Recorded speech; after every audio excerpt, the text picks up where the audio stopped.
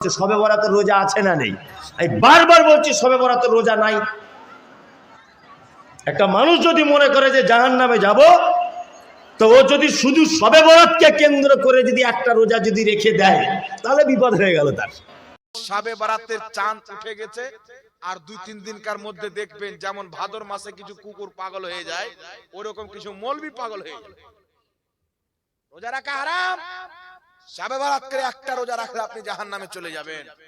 তো বাবার বেটা যদি থাকো, হিম্মত যদি থাকে, একবার আমাদের সামনে বসে প্রমাণ করে দাও না। কি বলেন বাবা? কথা বলেন।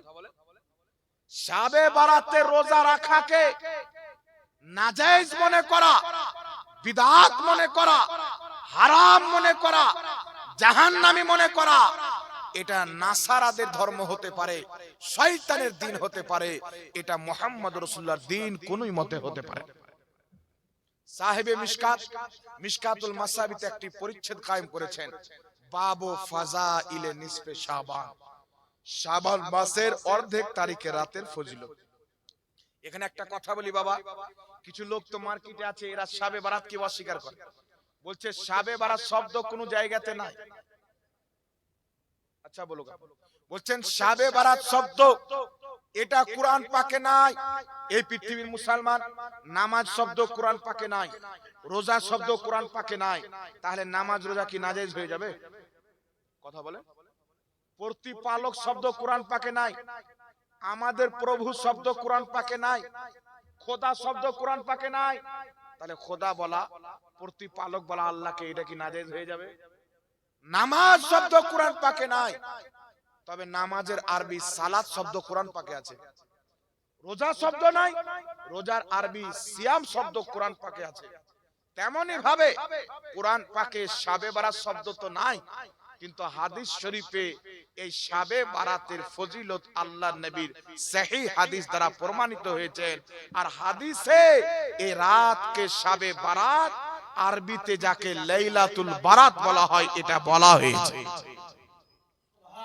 আল্লাহর নবী কি বলতেছেন? কিতাবটির নাম মুআজামুল কাবীর লিত-তাবরানির মধ্যে হাদিস, মুআজামুস সাগীর লিত-তাবরানির মধ্যে হাদিস, মাজমাউজ যাওয়াইদের মধ্যে ইমাম হাইসামি হাদিসটিকে উল্লেখ করেছেন। হাদিসটি উল্লেখ করে ইমাম হাইসামি বলতেছেন, এই হাদিসের সমস্ত বর্ণনাকারী হচ্ছেন সহিহ।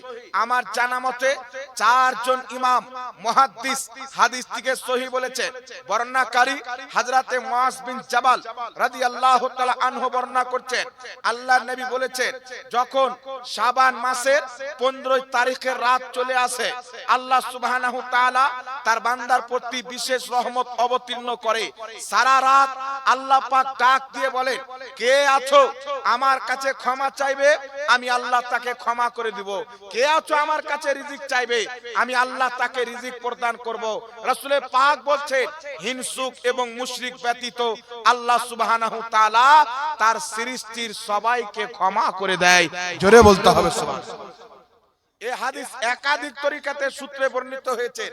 যেমন যারা শবে বরাতকে অস্বীকার করে, এই লামাযহাবীদের মৌলভী নাসিরউদ্দিন আলবানী সিলসিলায়ে সহিহার প্রথম খণ্ডে সহিহ সনদে হাদিস নিয়েছেন।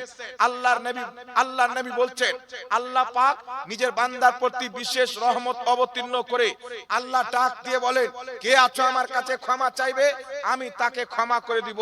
যারা ভাইয়ের সঙ্গে হিংসা করে আর যারা মুশরিক, এরা 2 জন ব্যক্তি ব্যতীত আল্লাহ তাবারাক ওয়া তাআলা নিজের সমস্ত সৃষ্টিকে ক্ষমা করে দেয়, সমস্ত সৃষ্টিকে ক্ষমা করে দেয়। এই জন্য পৃথিবীর মুসলমান এই বিষয়ে একাধিক সহিহ হাদিস বর্ণিত হয়েছে। যদি কোনো ব্যক্তি এই বিষয়ে আরো হাদিস দেখতে চান, হাদিস ও মুহাদ্দিসের দৃষ্টিতে শবে বরাত এই কিতাবটা আপনারা সংগ্রহ করবেন। মুনাজিরা আহলে সুন্নাত মুহাদ্দিসে বাঙ্গাল মুফতি আমজাদ হোসেন সিমনানি সাহেবের লিখিত কিতাব।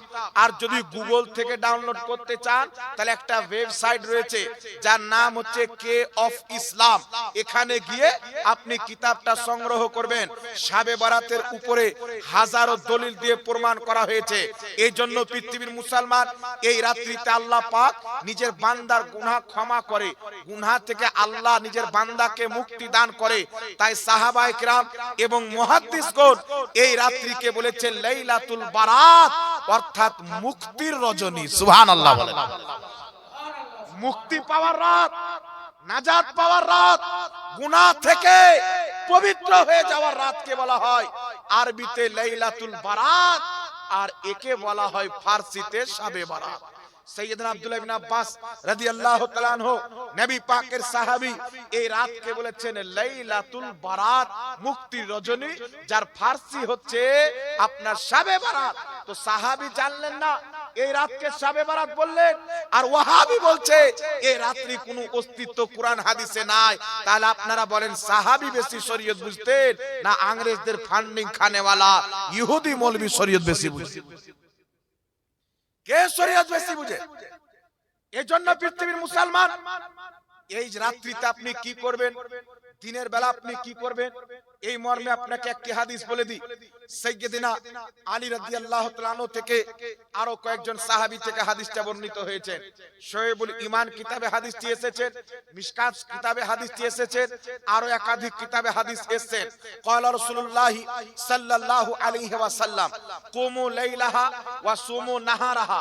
নবী পাক সাল্লাল্লাহু আলাইহি সাল্লাম বলেন, শাবে বারাতের যখন মধ্যম রজনী চলে আসবে, তোমরা রাত্রি বেলা নামাজ পড়ো, দিনের বেলা রোজা রাখো।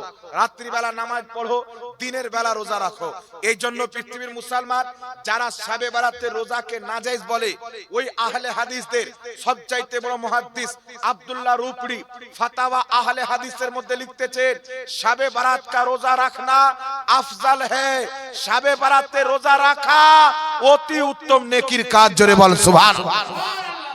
বাপ বলছেন নেকির কাজ, আর মুচির বেটা, দাসের বেটা, মূর্তি পূজার বেটা বলছে বিদআত। এই লামাযাবিদের আরেকজন ইমাম নিজের কিতাব ফাতাওয়া হাসারিয়ার মধ্যে লিখতেছে, এই ফাতাওয়া হাসারিয়ার মধ্যে লিখেছে, শাবে বারাতে রোজা রাখা এটা মুস্তাহাব সওয়াবের কাজ, নেকির কাজ। দুটা হলে দুটা রাখবে, তিনটা হলে তিনটা রাখবে, একটা হলে একটা রাখবে, এটা কোনোই মতে বিদআত নয়। যারা বিদআত বলে তাদের খণ্ডন করে আহলে হাদিসদের ইমাম ফাতাওয়া হাসারিয়াতে শাবে বারাতে রোজা রাখাকে নেকির কাজ বলে আখ্যায়িত করেছেন। একটু জোরে বলতে হবে সুবহানাল্লাহ। এজন্য পৃথিবীর মুসলমান শাবে বারাতে রোজাকে কেউ যদি বিদআত বলে, হারাম বলে, জাহান্নামে যেতে হবে বলে, এর চাইতে বড় শয়তান আর কেউ নাই। কারণ এ দাঁড়িয়ে রাখা শয়তান, মানুষকে মুসলমান মনে করবে, এমন ভাবে শয়তানি করে যেন মুসলমানকে গুমরাহ করা যায়। এজন্য শাবে বারাতে রোজা রাখাও যায়, শাবে বারাতে রাতে ইবাদত করাও যায়। আখবারে মক্কা একটি কিতাব রয়েছে, দীর্ঘ বছর, শত শত বছর পূর্বে লেখা কিতাব। এই কিতাবের মধ্যে লেখা আছে, যখন আরবের শাবে বারাত চলে আসতো, মক্কাবাসীরা কাবা ঘরে গিয়ে সবাই মিলে সারা রাত আল্লাহর ইবাদতে কাটিয়ে দিত। সুবহানাল্লাহ। এজন্য ইবনে তাইমিয়া আহলে হাদিসের ইমাম ইখতিদাউল সিরাতিল মুস্তাকিম কিতাবে লিখছে, শাবে বারাতে রাত্রিতে এক এক ইবাদত করাও যায়, আর সবাই মিলে ইবাদত করা এটাও সালাফ থেকে প্রমাণিত, এটাও হাসান অর্থাৎ উত্তম তরিকা। জোরে বলতে হবে সুবহানাল্লাহ।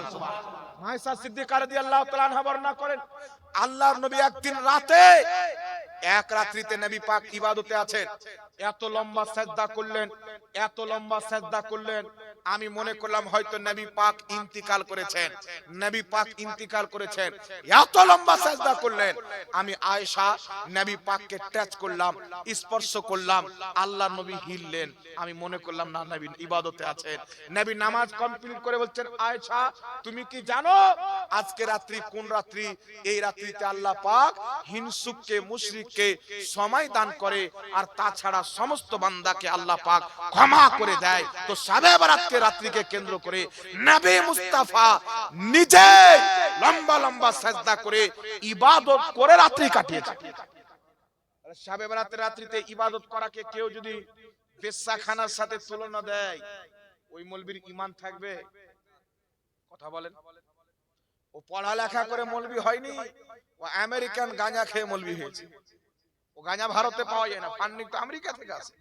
আল্লাহ জাহিলদেরকে হেদায়েত দান করুক, সকলে পড়ুন আল্লাহুম্মা। গত মাসের 27 তারিখ, 26 তারিখ গিয়ে রাত্রি 27 তারিখে আমার আপনার নবী সাল্লাল্লাহু আলাইহি ওয়াসাল্লাম কে আল্লাহ পাক মিরাজ করিয়েছিলেন। সুবহানাল্লাযী আসরা বিআবদিহি লাইলাম মিনাল মাসজিদিল হারামি ইলাল মাসজিদিল আকসা। আল্লাহ সুবহানাহু ওয়া তাআলা বলছেন পবিত্র ওই জাত যিনি নিজের নবীকে মসজিদে হারাম থেকে নিয়ে মসজিদে আকসা পর্যন্ত জিয়ার করালেন। এখানে একটা কথা আপনাকে বলি বাবা, এই যে একটা মিরাজের মেহিনা যাচ্ছে, আল্লাহর নবী আল্লাহকে দেখতে গিয়েছেন, এর চাইতে বড় নিয়ামত পৃথিবীতে কিছু আছে? কথা বলেন। আল্লাহকে নবী পাক দেখতে যাচ্ছেন, ইসলামের সবচাইতে বড় ইবাদত। এই রাত্রিতে আল্লাহ পাক মুসলমানকে 5 ওয়াক্তের নামাজ দিচ্ছেন, এত বড় একটা দিনের মেহিনা চলে যাচ্ছেন। কোন ওয়াহাবির মুখে আপনি শুনেছেন শাবে মেরাজের আলোচনা? এই শুনেছেন? এরা শাবে মেরাজের আলোচনা করবে না, কারণ এতে নবীর ফজিলত আছে। সব নবী 7 নাম্বার আসমানে আটকে গেছে। জিবরিল আলাইহিস সালাম সিদরাতুল মুনতাহার আগে বাড়তে পারেনি, আর মুহাম্মদ রাসূলুল্লাহ সিদরাতুল মুনতাহা পার করে লামাকাকে পার করে জানি না আল্লাহ কোথায় কোথায় নিয়ে গেছেন। আমার নবী মুস্তাফা এমন জায়গাতে চলে গেছে যেখানে পৃথিবীর কোনো মায়ের লাল যেতে পারে, কোন নবীও যেতে পারেননি, কোন ফেরেশতাও যেতে পারেননি। এত উঁচু জায়গাতে আল্লাহ পাক আমার নবীকে নিয়ে গেছেন। তাই ইমাম বশিরি বলছেন বালাগাল উলা বিকামালিহি কাশাফাত দুজা বিজামালিহি হাসুনাত জামিউ খিসালিহি সাল্লু আলাইহি ওয়া আলিহি। তিনি বলছেন আমার নবী মুস্তাফা নিজের কামালে সব চাইতে ঊর্ধ্বে গিয়ে পৌঁছেছেন। সুবহানাল্লাহ। এত গুরুত্বপূর্ণ একটি রাত চলে গেল, কিন্তু এই বিষয়ে করে আলোচনা আপনি শুনতে পাবেন না।